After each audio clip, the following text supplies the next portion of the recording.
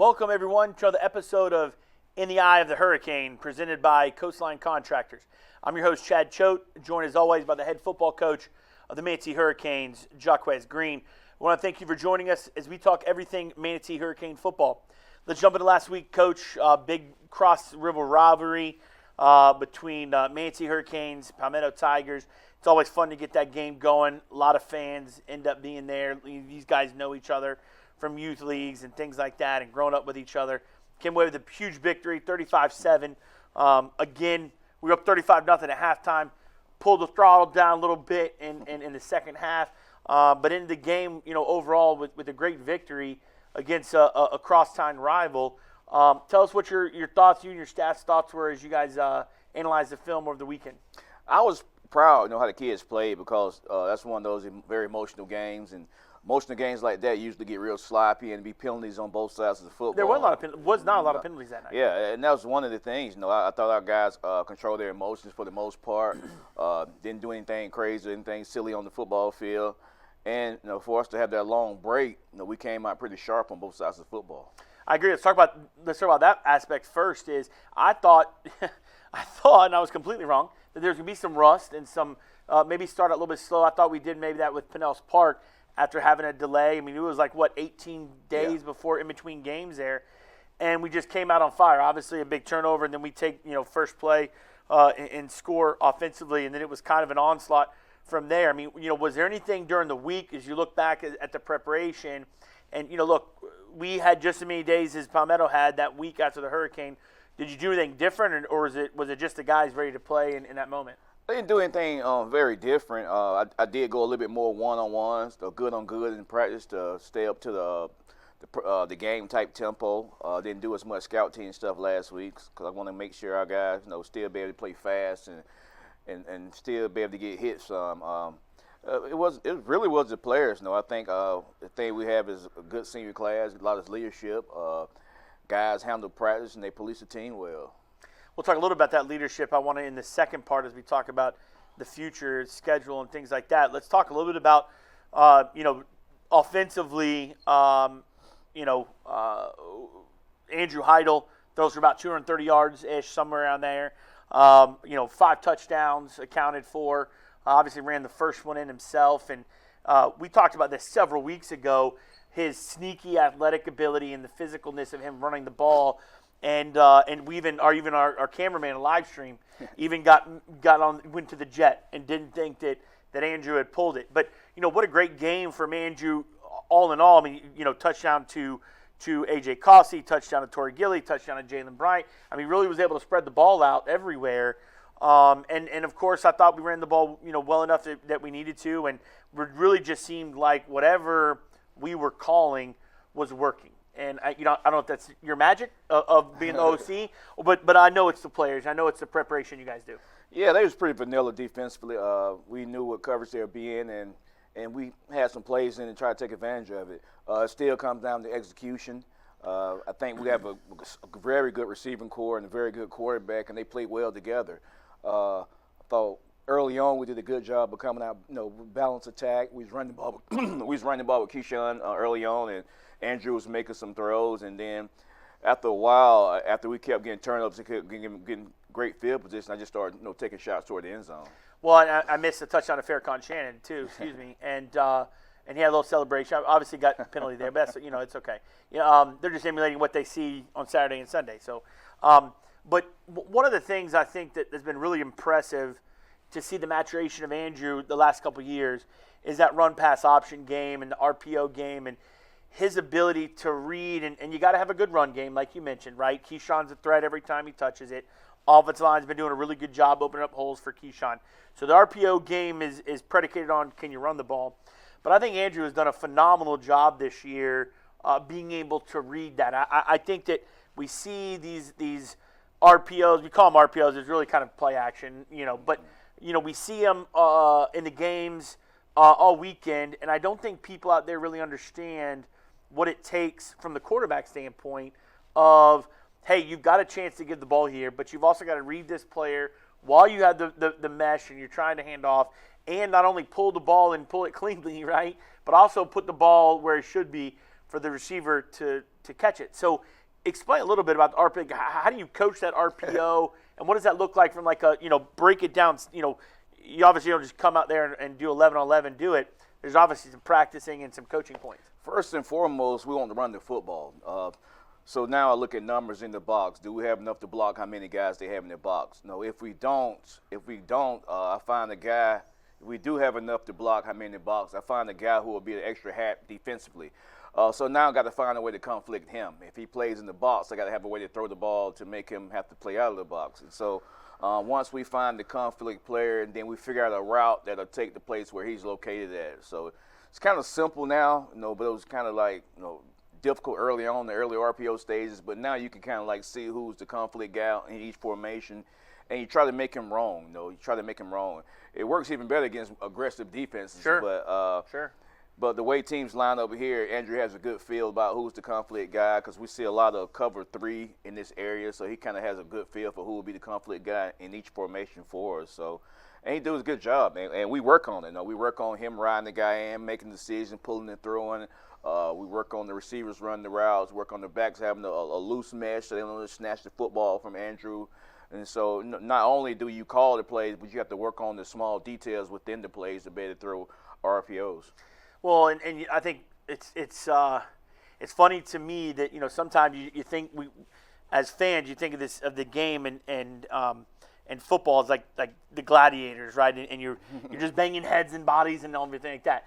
To talk about it though, this is a very mental game, especially from an offensive side. I think as well, especially from the quarterback side and from a coordinator side and calling the plays of finding who that person is that we're going to be able to put into a strain to make him either you're going to get in the run or staying on the pass, and then are we going to give it, if you stay on the pass, we're going to give it to Keyshawn and let him go. And it's a lot more mental than I think people really realize. Yeah, we have to rep it. You have to rep it a lot. Another thing we do is we try to, if you're watching film, we try to make you guess if we throwing RPOs or we just throwing pure play action. So we try to do that also.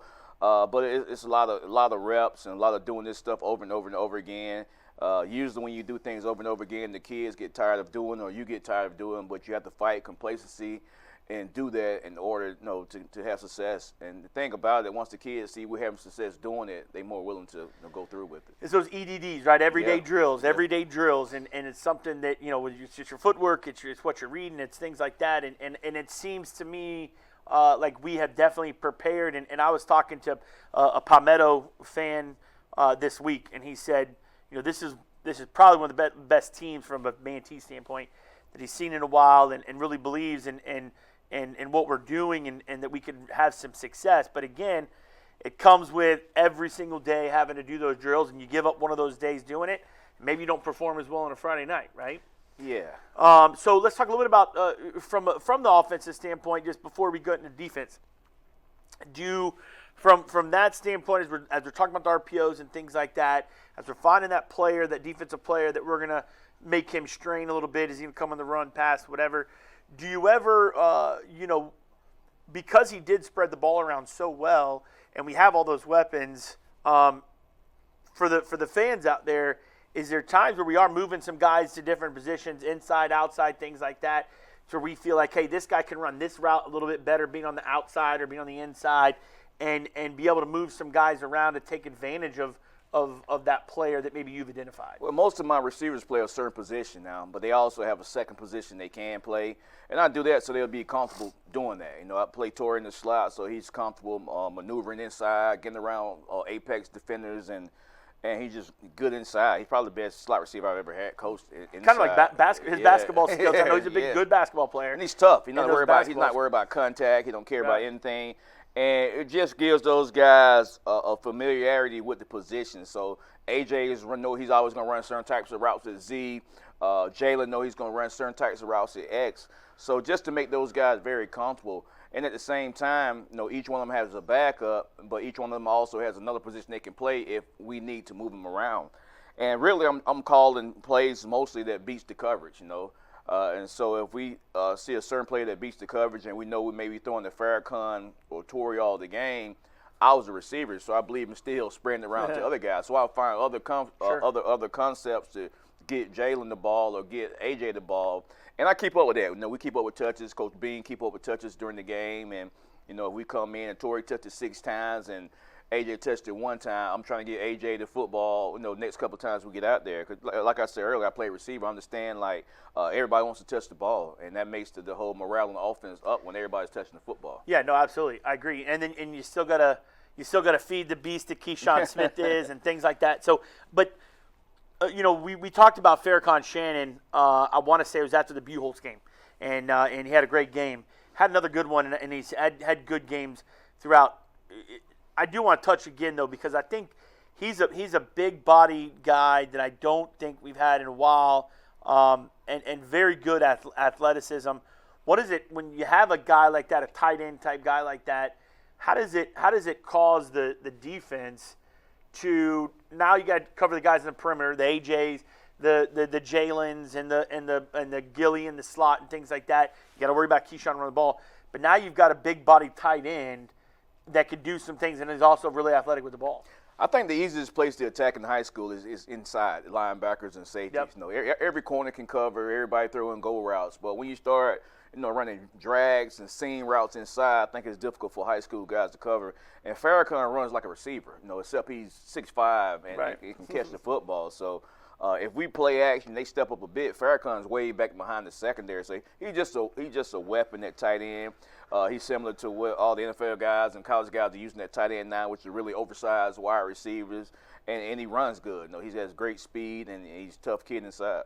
Talk about Jalen Bryan's catch for a touchdown. Mm-hmm. You know, just a really athletic play. You know, I put it just grit, right? Like he goes and gets the ball, not easily taken down, and then has a wherewithal as he's kind of spinning in that whirlwind to then say, you know, I'm going to turn up and go north and go score. Just a really athletic play, and just kind of shows just the you know, not giving up and the mentality he has is let's go make a play. Jalen's a good player, man. He's underrated athletically. He's a very good athlete, smart. He knows the receiver position. We play him at corner some because he might be our best corner. We just need him at receiver a little bit more. So, but we do stick him at corner on third downs or obvious passing situations. Got great hands. Just a good football player. And Jalen is the type of kid that got better and better each time he's played. He genetically, like I said before, he Dominique Rogers-Kamari's nephew, so he has those traits in his great genes in his body. So he plays well for us. So he's here all the time. He never misses practice, and he's doing a good job for us. Well, the offense, you know, especially the ones first half, maybe in one series in the second half, obviously played great. We went 5 in a row, no punts, 5 series in a row, no punts, and touchdowns at every single one. So that's kind of how you draw it up and you script it up. Let's move it to the defensive side of the ball, which obviously, you know, first group's in there, pitches a shutout first half and into the really to the end of the game. We have a shutout. I think some of the big moments defensively, obviously turnover early was big, that we get the ball and we jump on it. Caleb Matalau, you know, getting the final. I don't know who stripped the ball or how it got loose. But I think one of the biggest plays was Jamari Parker in the end zone with the pick as they're trying to go in and score. Because if they go in and score, it's a 1-point game at that point. And what a big play from Jamari. And we've seen him have to play a little bit of safety. He was obviously at corner, things like that. He's kind of moved around a little bit in the secondary.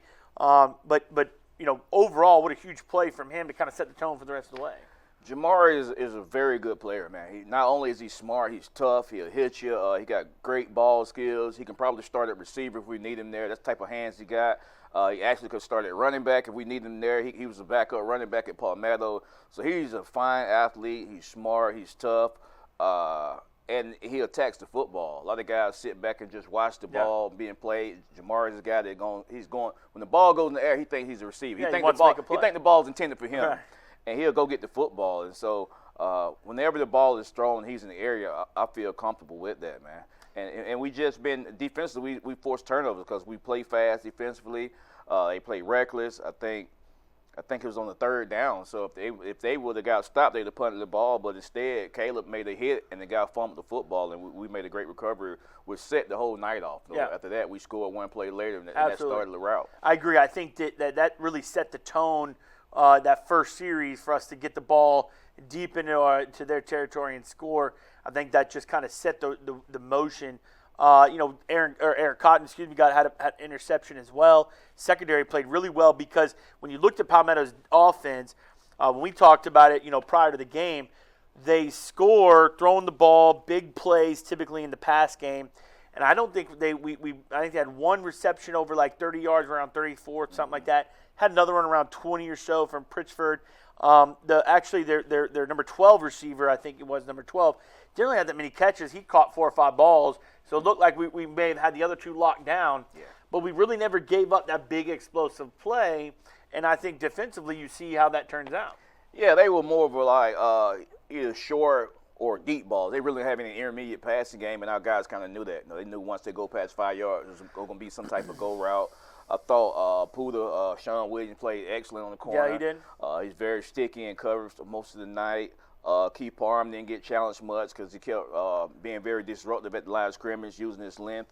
And when we had to play some man-to-man coverages, Ryan and Jamari did a good job on covering the slot receivers. So it was one of the better games for our defensive backs this year. Well, you always talk about wanting to set up the run offensively. I know defensively, if we had Coach Beatty here, I know you're going to say too, stop the run, right? You wanted the same thing against offense, stop the run, and we did. I mean, we did stop the run. They really didn't have any threat of running the ball, which then puts them in one dimension. Listen, we've been talking about the front seven, all year long, and the plays that are made, and Keyshawn Smith makes another, Kayvon Smith makes another great plays in it. Linebackers and Dangler and Caleb, the front three, obviously front four, phenomenal. I don't think we got a sack on the night, but I know we got a lot of pressures. And we got one late with Ronan. One late, that's right. One late. But most of the game, it was almost like we were almost there, but we did make Roth have to get out of the pocket and run, and I don't think that's a strong suit. So the pressure was there. We just really never got to finish it. But that ultimately helps the secondary, no doubt. Yeah. It's not always about making sacks. It's about getting the guy off his spot in the pocket. It's about harassing him, making sure he hears footsteps around him, and he could never set his feet. If you notice on all the dropbacks, he was taking 1 or 2 steps and just throwing it up, throwing it up in the air. So we always had constant pressure. And the first thing we always have to do each week is shut down the run game. You want to make teams one-dimensional. It's hard to stop any kind of offense when they can run the ball and throw the ball. Now they get to play action also. And so we shut that down, which was big because they had been lined up in a lot of 2 tight ends, unbalanced sets, and running the football well. And they'll run it, and take shots downtown. Yeah. And they were 6-0 doing it, so it was working. So we did a good job up front. The defensive line has been playing outstanding for the most part this season and shutting down the run game. Well, 121 total yards from the Tigers, I think, is a pretty good output for the defense, no doubt. And a lot of things you're talking about, our offense was able to do against the Palmetto Tigers. And, of course, we come away with the big victory for us against a crosstown rival that pushes us now the rest of the week. And we'll jump into next week's game right here. Don't go anywhere. You are in the eye of the hurricane. Welcome back to In the Eye of the Hurricane. So we talked about a great victory against the Palmetto Tigers, 35-7 last week. Coach, let's jump into this week's game, last district game against the Braden River Pirates. Let's talk a little bit about just district, right? I mean, I'm sure as you all set goals in the season, being district champs got to be up there as number one, right? You win the district, good things happen. How do you, before we get into kind of what the Braden River Pirates look like and the preparation of the game, let's talk about, this week you're coming off an emotional victory against a rival, things like that. I'm sure there's some physical, some guys dinged up just because it's a physical rival game like that. And now you got to turn around and say, look, although the Pirates are 1-5, right, we got to be prepared for them because we're going to get their best shot. How do you get the team mentally back when you met on Monday back to the preparation mode? Well, our guys always want to beat the teams in county. I guess they know these guys a little bit better or went to middle school with them and what have you. So, and it's also a district game. So it's a game that we got to win. It's part of our goals to win the district. It's a part of our goals to be able to get home field advantage in the playoffs. So this is a big game for us. We can't afford to have any hiccups this time of the year. We do have some guys beat up, so we have to try to jump on these guys early and make them doubt themselves and hopefully we come away with a victory. So I thought you were going to give us a great speech or something. I don't know if you watched Game Day, and Coach Saban gave a great speech about when they're undefeated and when they're going, and that look, it doesn't mean anything if you don't practice well today, you don't do the drills you're supposed to do, all the undefeated stuff doesn't matter. But let's talk about the Braden River Pirates. Obviously 1-5, coming in, new coach. They had a lot of guys that ended up leaving the program when Coach Sanders left there to go to Palmetto. So it kind of just seems like they're still trying to kind of catch their stride here. Obviously, we go to them. Talk a little bit about Braden River as a team as you guys evaluated them over the weekend to get prepared this week. They're up front defense. They look similar to Pinellas Park on defense. They try to confuse you up front. They play mostly a cover 3, similar to Palmetto and similar to what Braden Rivers always played. Actually, the defense looked the same as what Braden Rivers always played. Offensively, they usually will. They run the ball a little bit more now. I think he's inexperienced at receiver. He usually have more guys they can throw to on the outside. I think the quarterback is also the leading rusher on their team. Yeah, I think so. So we just have to really get at them up front, make them have to drop back and be one-dimensional, and take advantage of our team speed over their team speed. I think that when you look at them, let's talk about them offensively. You look at them offensively, they got a big old line. And they got some big boys up front. But I do believe, I think you're right, a despot for them is their quarterback, I think their leading rusher. Mm-hmm. So that zone read action that I think in years past, when Coach Sanders and Bradley were there, didn't really ask the quarterback to run much. I think that's maybe changed, and he is having to run. He's a good athlete. I think if you give him time and you give him space to run, I think he can hurt you. They got a couple receivers. Their stats aren't anything that's blowing off the page, popping off the page, but they do have some decent athletes if you give them space out there. And again, it's the emotion of going and making sure that from a defensive unit standpoint, I'm sure the coach will do a great job of it, is making sure that they're up and ready to go no matter what. Coach Bez did a great job this year with having a good game plan. We try to take away, like most people do, you try to take away what the defense does well, and we try to take away their best player, whether it be a receiver, quarterback, or running back, whoever their best player is. Some weeks you can, some weeks you can't. I think Beatty has done a good job of trying to take away the run game on most teams. He did a good job of putting our guys in a position to make plays. We made a lot of turnovers defensively. I thought we had more interceptions this year than we've had last couple of years combined, probably. So we did a good job on defense, and we played well on defense. We probably gave a late touchdown in 2 or 3 games, which would have been shutouts. So we're looking at having possibly 3 or 4 game shutouts this year.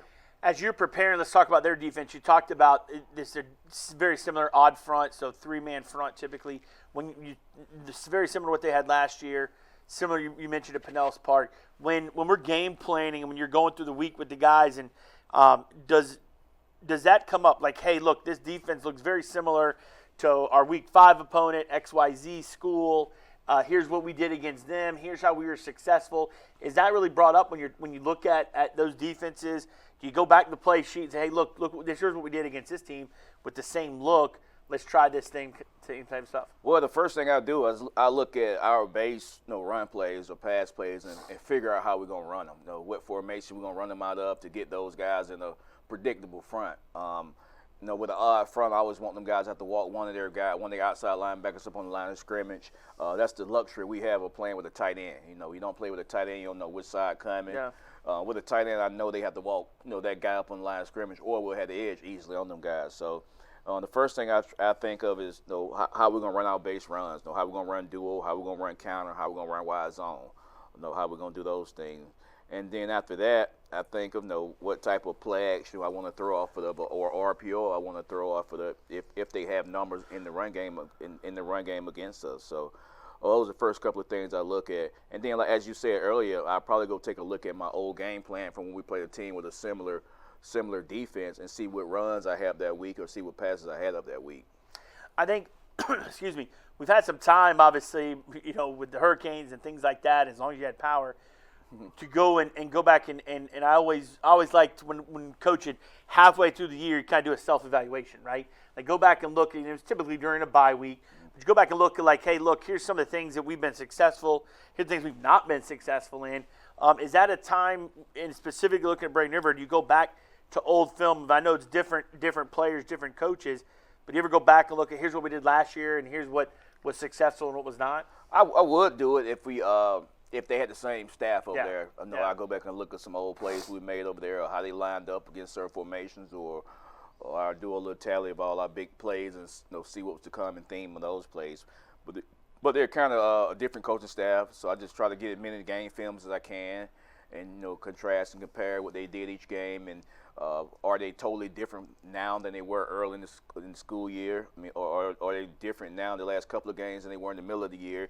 Because you'll find some teams, man, they'll play a whole different defense from first game to like the sixth game. They of the realize year. that they're not doing well or something. So you have to try to compare and see. Even personnel, you'd be like, early in the year they had this guy right here starting, now they got this guy starting. Like, what's the reason? Yeah. And sometimes it's simple as asking my kids, who's number 3?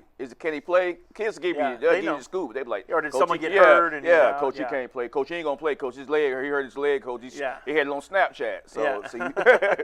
So you ask the kids, they give you a little scouting report to the guys too. Yeah.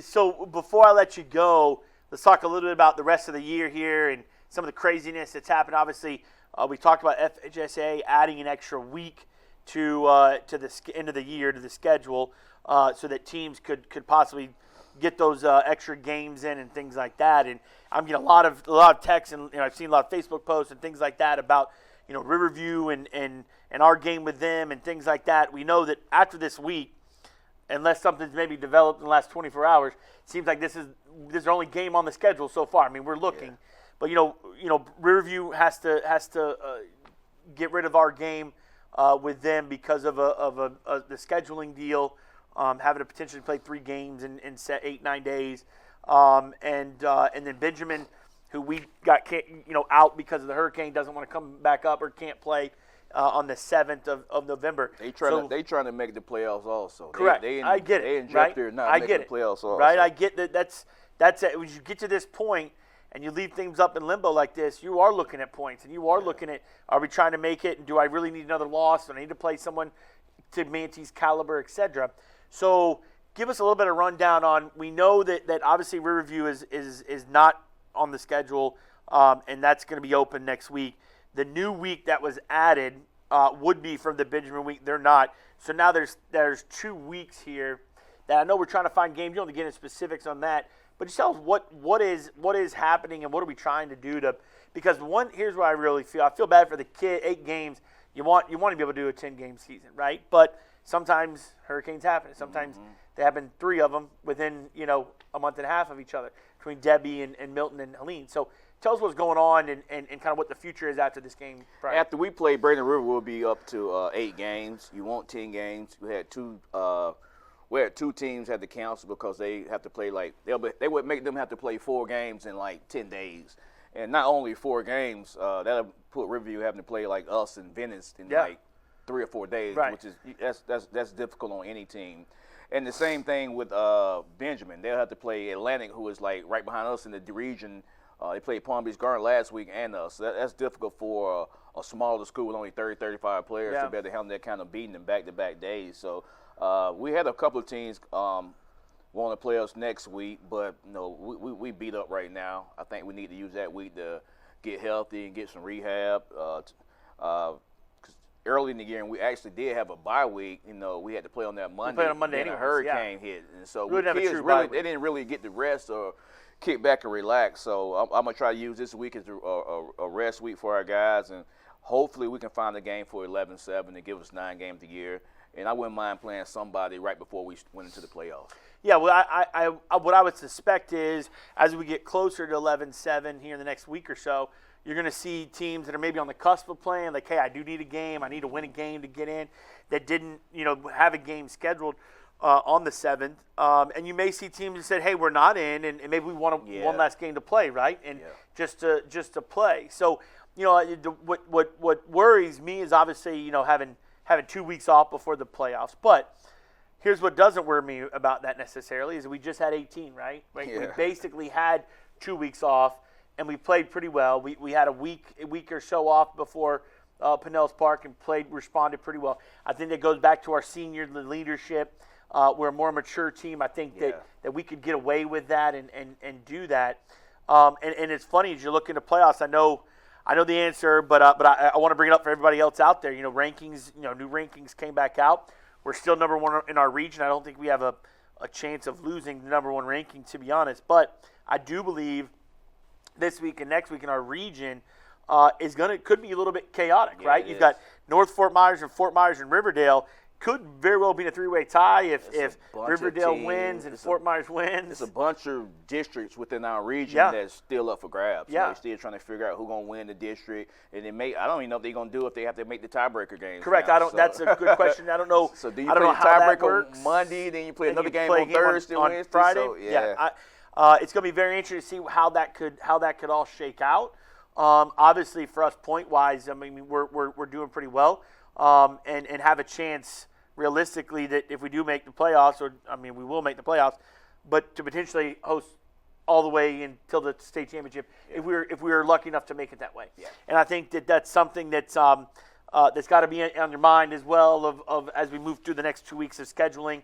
You get some simulation scrimmages and things like that, but it's hard to give away a chance of being home for all 4 rounds. Yeah, that would be awesome for our guys to be able to play in front of their family in those type of games. Personally, myself, I like going on the road. I don't know why, but not being selfish, I think it'd be great for the guys that their parents get a chance to see them play in playoff games. Play against prominent teams in the playoff games. So, and listen, let's be honest too. From an athletic standpoint, home gates, especially running to the playoffs, help tremendously support other teams. But I'm with you. I always liked getting on the bus. I like getting away from everything and traveling. And I like beating people in their home place. Yeah. I mean, but it is nice to be able to host some games. But listen, it doesn't matter. That's future. The reality is we got a big time game to win our district championship here Friday night. So, Coach, I want to thank you for joining us always and giving your time here. Thank you out there for tuning in to In the Eye of the Hurricane. And we look forward to seeing you Friday night at Braden River High School. Kickoff is at 7 p.m., not 7:30. 7 p.m. kickoff out there at Braden River. We will have it on live stream with the Shake Pit countdown to kickoff starting at 6:30. Until next week, as always, go Canes, go.